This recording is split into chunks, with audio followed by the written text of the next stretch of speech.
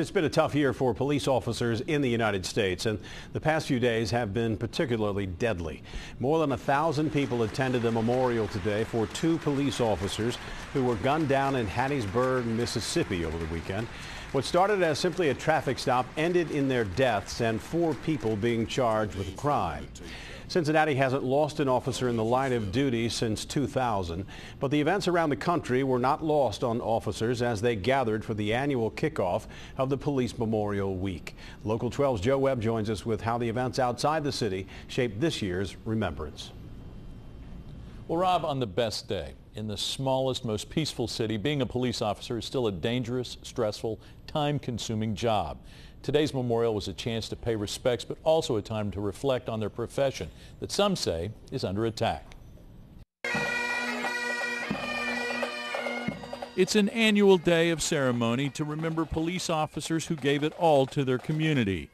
A day full of familiar symbols, wreaths laid to honor the fallen, flyovers, bagpipes, a solemn procession. A reminder that police work is still a dangerous job. So the basics remain the same. Law enforcement, police community relations, taking care of business. That never changes for the police. But Whalen says the external forces that apply to policing are always changing. And that theme came up time and again during today's events. I tell my cops every day, it is the most difficult policing environment in history. Because of everything that's going on throughout the United States as it pertains to police and law enforcement.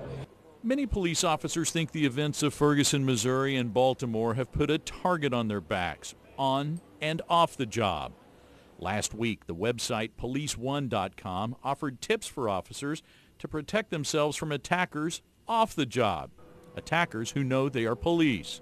So now I think it's people are really looking at where they're at when they're off duty, making sure that they don't wear some type of law enforcement shirt or make it known what they do for a living because of the fact of the ambushes that are occurring around the country.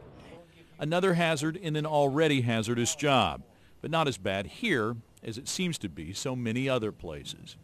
This community loves the police department, loves the service. They love their fire department and their police officers as well.